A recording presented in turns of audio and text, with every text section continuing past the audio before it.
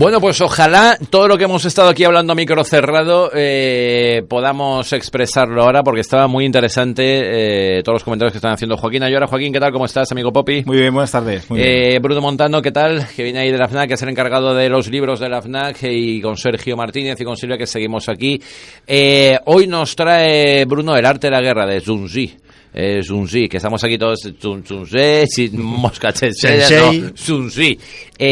Pero antes de eso, recuerdo, Bruno, que hace como 10 o 15 años salió un gurú de estos, de un tío muy sabio, que dijo en el 2016, el papel se ha acabado. Tanto para libros, periódicos, el papel se ha acabado. Y creo, Bruno, que el formato libro-papel, y además que cada uno escoja lo que quiera, como si quiere en la tableta, el ebook, a mí me da igual, que cada uno sea feliz a su manera.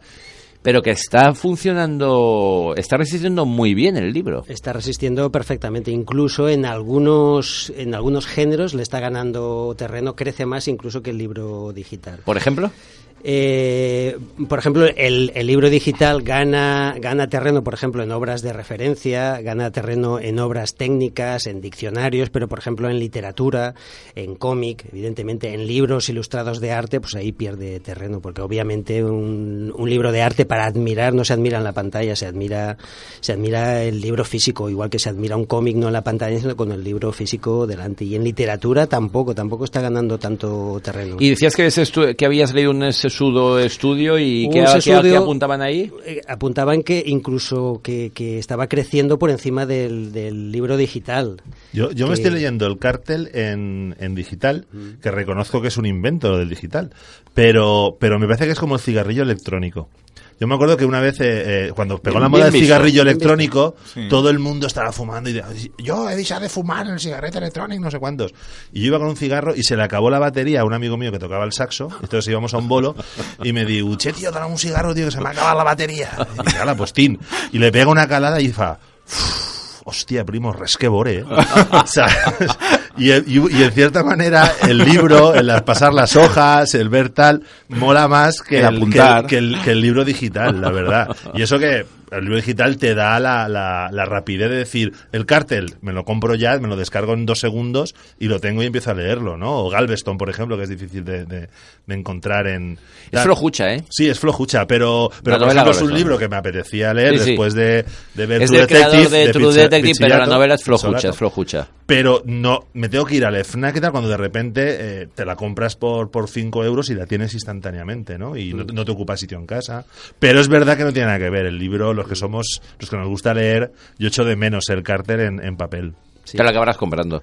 Seguramente. De hecho, yo podría usar una metáfora. El libro digital sería como la muñeca hinchable, erótica. Sí, ¿no? Sí. Nada Bueno, yo lo he dicho Marfino y tú lo has dicho.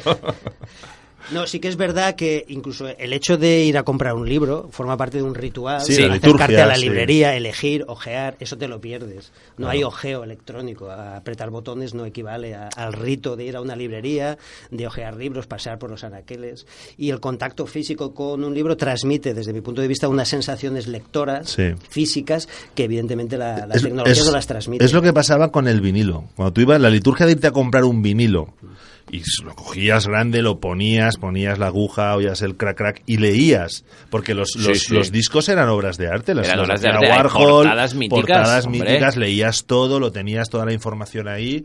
Luego con el compact se fue perdiendo, y ahora por supuesto con Spotify y las descargas es imposible que nadie asimile la obra de Bob Dylan en un día. O sea, lo que antes te costaba toda una vida, ¿no? Sí. Evidentemente, por razones de rapidez, como tú has comentado, de comodidad, de capacidad de almacenamiento, pues evidentemente no tiene competencia. Pero sí que es verdad que se pierde cierta calidad y calidez en la lectura. Sí, sobre todo porque yo por ejemplo, en mi ebook tengo, pues desde el laberinto de la aceituna, Elroy, por supuesto, lo tengo casi todo. Pero al final no lo lees igual. Es que es como si no lo tuvieses. Claro, lo tienes ahí y dices, tengo a Mendoza, tengo a Elroy, tengo a Galveston. Mira, para leer en la cama, yo que me duermo siempre leyendo, es mucho mejor el ebook, porque un tocho de 1000 páginas, como me gusta a mí leerme, al final acabas con dolor de brazo. A mí los libros de Posteguillo me dejan siempre huella en el pecho cuando estoy leyendo en la cama por la noche, como de 1000 páginas. dejas, que yo creo que te deja ahí una marca siempre. Hay una diferencia de ¿no? lectores entre los que leen para dormirse, que sí que entiendo que utilicéis el ebook, que eso para mí no es leer, porque estás leyendo esperando que te entre el sueño. No, y te daría pero igual leer leer. concentrado, no, es leer, o sea, es como un rito de siempre que te vas a la cama lees un rato, que puede ser pero 20 minutos, por media eso, hora pero o una hora, Y porque no Que puedes veces sacar que- tiempo de otro sitio. Claro, Ese yo- tiempo en el que está todo en silencio y quieto, te concentras totalmente en la eso lectura. no es leer, y Que no es ser sí, de que buen es leer, lector. que sí, de que ser de sí. buen lector. Oye, tienes que coger tu hora y leer tranquilamente. Claro, porque tú cuando trabajas Claro. por la noche estás por el día del idilio. Será por Claro. lo que será. Vale. Lo Pero que tú bueno, digas, que nos no. alegra saber que el papel resiste muy bien. A que tú no lees para dormir. Nunca. ¿Ves? La cama no es para leer. No es para leer. Leo en cualquier parte, en cualquier momento, en cualquier situación, pero nunca. Pues en la yo cama. sí, yo en la cama siempre, ¿eh? Me Ay, resulta menos siempre. mal. Sí, Uno sí, sí, lo conmigo. estoy diciendo, sí. Y me gusta. ¿Verdad Pero que que pues, a lo sí? mejor me tiro 1 hora o 2 horas. Claro. O yo cuando era chavalín me he llegado a leer un libro por noche. Cuando cogí con 14 años toda la colección de serie negra que tenía mi padre, que estaba en francés, que era verano, yo acababa de leer a las 6 o a las 7. Porque eran novelas de 250 páginas, ¿no? ¿Cuántas Con mucho veces diálogo. he Y me apagado leía yo la una luz? cada noche. A Pero las- por eso que era verano y era maravilloso. Es decir, qué guay, macho, te metes a las 12 en la calle, te tiras 6 horas leyendo y al día siguiente te levantas pues, para comer. Ramón, Cuando tu madre prepara el arroz. a las 3 de la mañana y diciendo me va a sonar el despertador Sí. a las 7, tengo que dormir, lo que pasa es que estás tan enganchado que no puedes Sí, dejarlo. sí, eso es una O sea, que sensación no digáis que extraña. eso no es leer. Bueno, nos has traído El arte de la guerra y también me has comentado antes de empezar que es un libro que todos los días se vende. Todos los días vendo algún ejemplar, sí. Y yo siempre me pregunto por qué un libro de estrategia militar del siglo IV antes de Cristo, chino, se sigue vendiendo en la actualidad con esa frecuencia, con esa asiduidad, ¿no? Del siglo IV. Sí, del siglo IV antes de Cristo. Sí. ¿Quién? De antes de Es Cristo. que yo creo que La Cantidad Rojo, la Sí. película, Que es una gran película, está ¿eh? muy basada en el arte de la guerra. Es también. una gran peli, ¿eh? Es una gran Yo peli. la pero recomiendo él mucho. siempre está utilizando frases. Cuando el enemigo entra, no sé qué, está utilizando frases de Y Bruce Lee del arte de la también. guerra. ¿Quién era Sun Tzu? Sí, mira, voy a empezar siendo un poco pedantillo, porque Sí, creo sí. que es importante hacer una introducción histórica para saber de dónde viene este libro, ¿no? El concepto de guerra en China cambió durante 2 grandes periodos de su historia. Un periodo entre el 700 y el 400 antes de Cristo, llamado periodo de primaveras y otoños, y otro periodo entre el 400 y el 221, que es cuando se unificó China, llamado el periodo de los reinos combatientes. En el primer periodo, China estaba dividida en pequeños señoríos, en pequeñas ciudades, en pequeñas ligas entre ciudades, y dominadas por señores feudales. En ese momento, las guerras no eran guerras de conquista, sino que eran guerras de honor. Un señor feudal ofendía a otro y entablaba en una guerra. Que más que guerra eran torneos rituales. Más que luchas de conquista, eran torneos rituales para resolver para recuperar el honor perdido, ¿no? Entonces, en estas guerras combatía poca gente, solo podía combatir la casta guerrera. Eran guerras de pequeño volumen, a lo chino, claro. Combatían 10.000 soldados, pero eso eran ejércitos eso era una broma. minúsculos comparados con los 600.000 soldados que combatían después, ¿no? Entonces, la guerra aquí tenía un valor prácticamente ritual. Luego esto fue cambiando, los señores se hicieron ambiciosos, querían que sus ciudades aumentaran, que sus pequeños feudos aumentaran, iban conquistando los terrenos de alrededor. Se fue ampliando y se crearon reinos que fueron ampliándose gracias a la guerra. La guerra cambió de naturaleza, ya no era un acto ritual, sino un acto de conquista. En ese momento los ejércitos eran enormes, las dificultades para organizar un ejército también lo eran, y nació lo que se llamó ciencia bélica.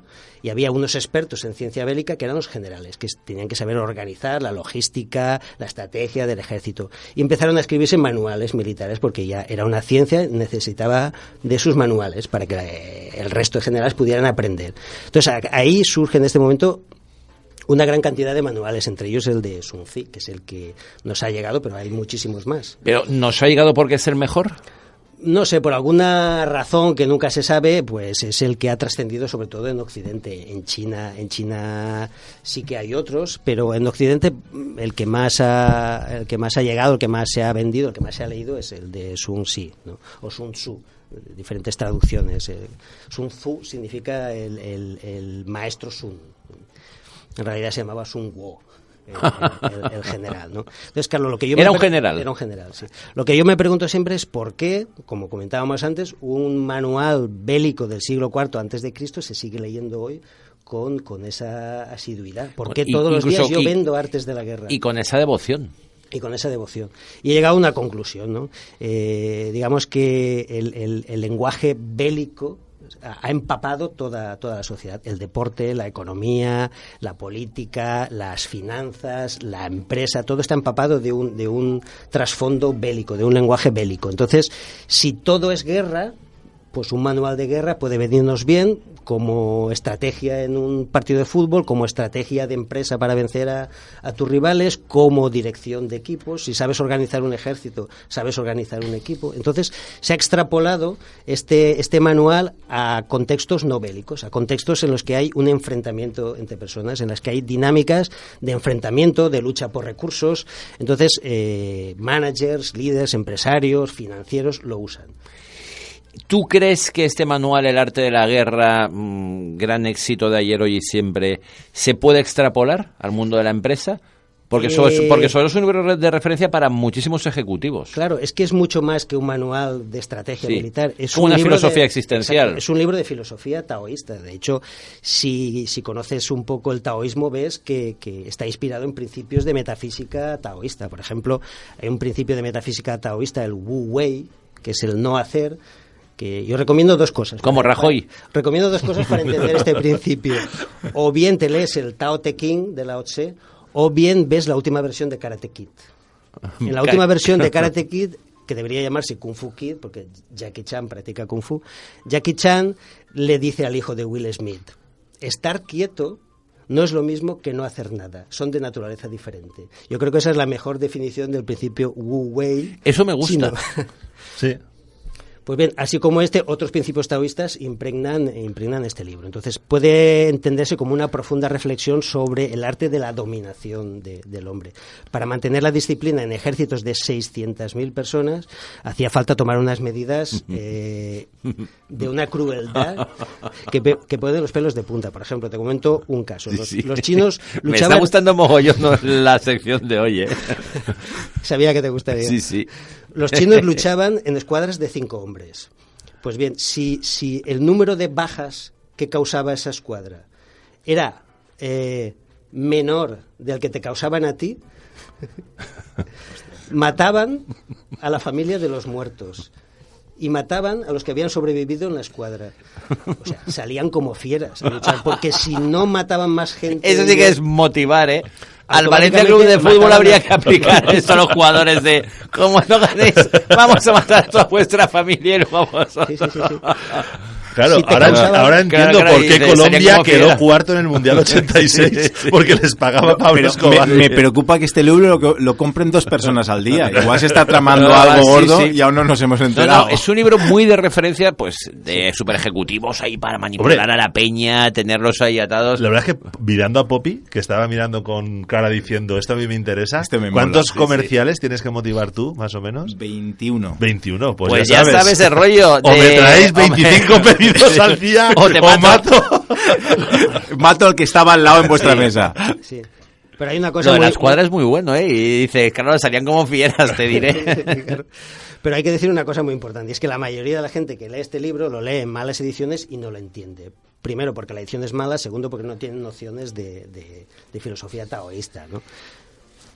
Hay que decir que es un libro profundamente antibelicista. Yo lo llamaría el arte de la no guerra, porque digamos que el principio fundamental de este libro es vencer al enemigo, como decía Sun Tzu, sin manchar de sangre la hoja de la espada. O sea, es un libro en el que la lucha, el enfrentamiento físico debe ser lo último. Siempre debe evitarse el enfrentamiento Ahora, cuando físico. Llega hay que exterminar. Cuando llega hay que exterminar. O sea, no hay medias tintas, es Pero hay que exterminar. Usar todo tipo de estrategias, Sí, estratagemas y ardides para no llegar al enfrentamiento físico. De hecho, siempre comparan estos manuales de guerra con los europeos. Hay un mítico manual de guerra europeo, El arte de la guerra se llama también, de von Clausewitz. El de Clausewitz, que es un gran clásico, sí señor. Pues comparan estos con los chinos, ¿no? Y dicen, los manuales de guerra europeos empiezan donde acaban los chinos, o sea, en el enfrentamiento. Los chinos hacen todo lo posible para evitar el enfrentamiento, pero no por un antibelicismo ético, no, eso les da igual, porque es antieconómica una guerra, claro, porque produce enormes gastos económicos y enormes destrucciones de tejidos sociales. Por un sentido práctico. Por un sentido práctico. No eran antibelicistas en el Ahora, sentido cuando de van, Dalton Trumbo. Van.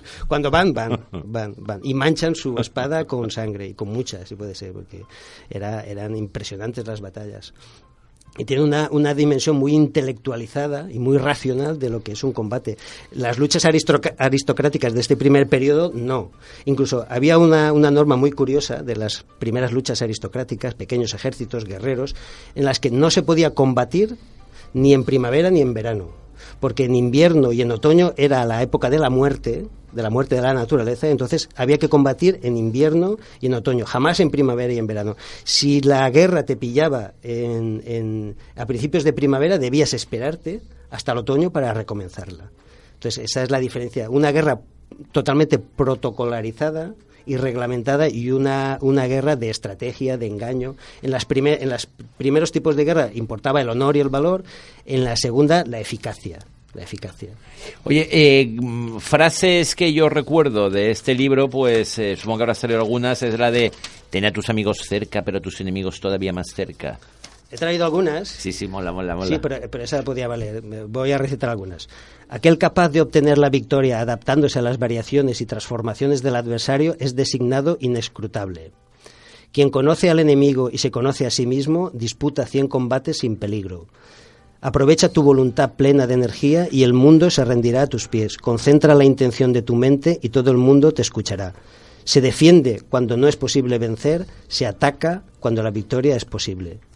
Yo voy a leer una que he leído aquí que me ha causado... Dice, la guerra es el arte de engañar. Así, si eres capaz, finge incapacidad. Si estás preparado, finge no estarlo. Si te encuentras cerca, finge estar lejos. Si te encuentras lejos, finge estar cerca. Si el enemigo es sabido engañar, sedúcelo. Si tal, atácalo cuando no esté preparado. O sea, hay que ser un hijo puta, realmente. Totalmente. O sea, nada del boxeo, de ser un señor, no. Hay que ser un cabrón. ¿No recuerda todo esto a la situación política actual? Al final, todas las frases yo les encuentro... Siempre. Por eso es un libro con tanta vigencia. Claro. Y por eso se sigue vendiendo, que yo el dato nomás me dice, no, todos los días vendemos algunos. Todos los días vendemos algunos, sí. En diferentes ediciones y tal, algunas preparadas para ejecutivos, hay algunas preparadas para mujeres, el arte de la guerra para mujeres, por ejemplo. Pero entonces para ejecutivos. No existe el ser conciliador, no existe, por lo que dices tú de la política, no existe el acercamiento ni el decir, evitémoslo y hablemos, ¿no? Sí, él intenta, los generales intentaban evitar la guerra. No, pero a base de menoscabar la sensibilidad del enemigo, ¿no? Pero cuando te declaraban la guerra, cuando empezaba el enfrentamiento físico, usaban todo tipo de estrategia, estratagema, ardid, engaño, camuflaje, todo para asegurarse la victoria. Perseguían la eficacia, no el honor, sino la eficacia. Yeah. No eran caballeros guerreros, sino... Pero es que, Ramón, eso no es nuestra política. No hay victoria sin honor, Ramón. Pues no hay victoria somos sin españoles. ¿Qué será? Será eso. ¿Qué edición nos recomiendas? Pues yo, por supuesto, recomendaría la que he traído hoy, que es una edición de Trota. Es una edición muy técnica, con comentarios a pie de página, con un estudio introductorio que triplica el tamaño del libro. Es la única forma de entender un poco este texto, porque si manejas una traducción... O sea que antes de leer lo que es el texto, interesa bucear un poco en todo el entorno. La historia, de dónde viene, en qué consiste, hay que saber o informarte algo sobre el taoísmo, porque preside este libro. Es un libro contemporáneo de Confucio, por ejemplo. Es antiquísimo, es muy difícil extrapolar conceptos de filosofía china a la actualidad porque carecemos de esos conceptos, no hay traducción posible, entonces hay que hacer aproximaciones, hay que rodearse de buenas traducciones, de buenas interpretaciones, de buenos estudios de sinólogos prestigiosos, porque es que si no, lo único que haces es malinterpretarlo y aplicarlo erróneamente como se hace habitualmente. Sí. ¿Tenéis esta edición en la FNAC? Esta edición no suelo tenerla porque no se suele pedir. Suelen pedirse otras ediciones. Yo intento, cuando veo a alguien realmente interesado, intento recomendarle esta, y si no lo tenemos, pues la pedimos. Es la de Trota, la de la colección Pliegos de Oriente. Es una edición muy buena, bilingüe, aunque bueno, si no sabes chino te da igual que sea bilingüe, pero bueno, la traducción es muy buena, está hecha por uno de los mejores sinólogos españoles, entonces vale la pena si tienes un interés profundo. Si tienes una ligera curiosidad, pues no. Fíjate, a mí lo que me interesa es el contexto histórico del momento. Eso, todo lo que me has contado, todo lo que nos has contado de cómo eran las guerras al principio, cómo eran luego, tal... eso sí que mola. No, es muy interesante porque desarrollaron toda una ciencia de la guerra. Sí. En fin. ¿Qué tenemos en la FNAC? Porque estáis reorganizando la librería después de las Navidades. Sí. Y tenemos, hoy por ejemplo, empezamos una campaña de libros de bolsillo que siempre hacemos después de Navidad. Este año regalamos una bolsita muy cuca para transportar libros, entonces por 2 libros de bolsillo regalamos una bolsita diseñada por un ilustrador. Yo soy fan de los libros de bolsillo, a mí me gustan, lo encuentro muy cómodo. Sí, la verdad es que no pierdes es contenido. Baratito, es cómodo, te cabe en cualquier lado. Sí. Tienes que tener buena vista o usar unas gafas de cerca sí. y tal, porque suelen ser tipografía muy pequeña, pero sí, es una solución muy práctica, sí. Aunque en España tardan mucho en salir los libros de bolsillo, en el mundo anglosajón salen al mismo tiempo. Yeah. Las ediciones en rústica o en tapadura, las de bolsillo salen al mismo tiempo. En España no. En España tardan alrededor de año y medio en salir las ediciones de bolsillo. Entonces no puedes leerlo al mismo tiempo que sale, tienes que esperar un poco si quieres la edición de bolsillo. En cine seguimos con un 3x2 en películas de cine hasta el 28 de febrero y en música seguimos igual, como comentamos la última vez, 5 CDs por 20 euros, 10 CDs por 35 euros. En una selección de 600 títulos. Pues es una maravilla, tío, 10 CDs por 35 pavos, madre mía. Y 5 CDs por 20 3 euritos pavos. Un CD es que te llevas la discografía de quien es quieras por 2 duros. ¿Los domingos abiertos? Domingos abiertos. Vale. Pues nada, hoy hemos hablado aquí con Bruno Montano de la FNAC del arte de la guerra. Tengo ganas, creo que te voy a encargar esta misma edición, porque quiero leer toda la introducción y ver cómo era aquel mundillo. ¿Te la pido ya y te la guardo? Sí, te digo ya que sí. Y fíjate, China, ¿cómo ha acabado? Claro que tantos siglos, pero han acabado comprando camisetas de Real Madrid y del Barça. Digamos que sus antiguas filosofías ya no presiden su día a día. No, qué pena. Hombre, mira los romanos también, O sea, si te pones a revisar... Si hablamos de los griegos, ya te mueres. Y a Estados Unidos también le tocará. Le tocará. Os recuerdo que en España no se ponía el sol, Sí. También ojito. También, y mirad es que ahora que estamos a la sombra. En España había una tradición militar muy potente, hombre, muy potente. Los tercios de Flandes fue una máquina de guerra. Lo que creó el gran capitán era un genio. Al final tuvimos más de lo que podíamos abarcar, yo creo, ¿no? Y que somos muy autodestructivos y como tenemos una industria del cine muy raquítica, porque Hernán Cortés, si fuese de Estados Unidos, tendría 300 películas. Sí. O sea, lo que hizo Hernán Cortés fue alucinante. ¿Para qué pasa? Cuando llega el Día de la Hispanidad salen algunos imbéciles y dicen, fue un genocidio. Tú eres imbécil. Sí. La tenía el general Custer y era un tarado. Inútil. Era un tarado, era un inútil, efectivamente. Que una batallita. Era un tarado. Una batalla que además picó el anzuelo de mala manera. Y luego es que el Imperio Español tuvo poco tiempo en la historia en relación a los otros imperios. El Imperio chino, griego, romano, fueron muchos más siglos. Inclusive el norteamericano lleva para uno. España no creo que pasara de un siglo de imperio. Algo más, pero por culpa de los ingleses, que nos tenían manía. La pérfida Albión. Pues nada, el arte de la guerra. Seguro que si contáis una buena edición y os metéis en todo ese universo, algún provecho se la sacará. Me la pides, ¿vale? Cuando se me envías un mensajito, un mail y voy a recogerlo. Gracias, Bruno.